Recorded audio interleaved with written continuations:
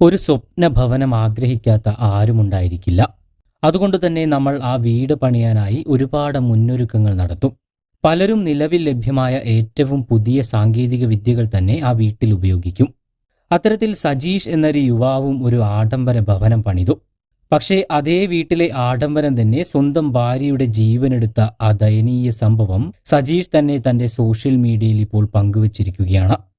പുതിയ വീട്ടിലെ ആഡംബരം തന്റെ സ്വപ്നജീവിതം തകർത്തു കളഞ്ഞുവെന്നാണ് സജീഷ് പറയുന്നത്. അദ്ദേഹത്തിന്റെ കുറിപ്പിന്റെ പൂർണ്ണ രൂപം ഇങ്ങനെയാണ്: നിങ്ങളിൽ ഭൂരിഭാഗവും എൻ്റെ ഭാര്യ ഹരിപ്രിയയ്ക്ക് സംഭവിച്ച ദുരന്തം അറിഞ്ഞു കാണുമല്ലോ. 16 വർഷം എൻ്റെ കൂടെ എൻ്റെ നിഴലായി നടന്ന അവളുടെ ആകസ്മിക മരണത്തിൽ തകർന്നുപോയ എന്നെയും കുടുംബത്തെയും നേരിട്ടും അല്ലാതെയും ആശ്വസിപ്പിച്ച എല്ലാവർക്കും നന്ദി. ഞങ്ങൾ ഞങ്ങളുടെ സ്വപ്ന സൗധം പണിത് താമസം തുടങ്ങിയിട്ട് 1.5 വർഷമേ ആകുന്നുള്ളൂ. നാട്ടിലില്ലാത്തതിനാൽ വീട് പണിയുവാൻ ഫുൾ കോൺട്രാക്ട് നൽകുകയായിരുന്നു. ബാത്റൂമിൽ കൂടുതൽ ഭംഗിയും വൃത്തിയുമുള്ള പ്രമുഖ കമ്പനിയുടെ വാൾ മൗണ്ട് ക്ലോസറ്റുകൾ കോഴിക്കോട്ടെ ഒരു പ്രമുഖ സ്ഥാപനത്തിൽ നിന്നും ഞങ്ങൾ തന്നെ തിരഞ്ഞെടുക്കുകയായിരുന്നു. ഇക്കഴിഞ്ഞ ഏപ്രിൽ 22-ന് ബാത്റൂമിൽ പോയ ഭാര്യ പ്രസ്തുത ക്ലോസറ്റ് പൊട്ടി താഴോട്ട് പതിച്ച് ചിതറിത്തെറിച്ച് അതിന്റെ മൂർച്ചയേറിയ ഭാഗങ്ങൾ തുടയിലും വയറ്റിലും കുത്തിക്കയറി ചോര വാർന്ന് ആരുമറിയാതെ മരണപ്പെടുകയായിരുന്നു. ഞാൻ ജോലി സംബന്ധമായി തിരുവനന്തപുരത്തും 14ഉം 11ഉം വയസ്സുള്ള മക്കൾ കളിക്കുകയുമായിരുന്നു.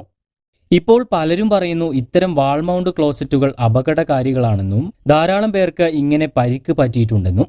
ഇത് ഫിറ്റ് ചെയ്യുന്നേരം ആരും ഇങ്ങനെ ഒന്നും പറയുന്നുണ്ടായിരുന്നില്ല. അതുകൊണ്ട് പുതുതായി വീട് പണിയുന്നവരും ഇത്തരം ക്ലോസറ്റുകൾ ഉപയോഗിക്കുന്നവരും അല്പം ജാഗ്രത പുലർത്തുക. പുറം ഭംഗിയിലല്ല കാര്യം. നിലത്ത് സീറ്റിംഗ് ഉള്ള ക്ലോസറ്റുകൾ ഉപയോഗിക്കുന്നതാകും ഏറ്റവും നല്ലതെന്ന് തോന്നുന്നു. കൂടാതെ പരിചയസമ്പന്നരായ പ്ലംബർമാരെ ജോലി ഏൽപ്പിക്കുക. കാരണം ഇതിന്റെ ഒന്നും ABCD അറിയാത്തവരാണ് നമ്മൾ ഭൂരിപക്ഷവും. ഇതിന്റെ ദോഷവശങ്ങൾ ഒരു ബിൽഡറോ കമ്പനിയോ നിങ്ങളോട് ഒരിക്കലും പറയുമെന്ന് തോന്നുന്നില്ല. ഈ ദുരന്തത്തിന്റെ ഭീകരത മനസ്സിലാകാത്തവർക്കായി പ്രസ്തുത ബാത്റൂമിന്റെ ഒരു ഫോട്ടോ കൂടെ ചേർക്കുന്നു എന്ന് അകാലത്തിൽ ഭാര്യയെ നഷ്ടപ്പെട്ട ഒരു ഭർത്താവും അമ്മയെ നഷ്ടപ്പെട്ട മക്കളും. ഇങ്ങനെയാണ് അദ്ദേഹം ഫേസ്ബുക്കിൽ കുറിച്ചത്.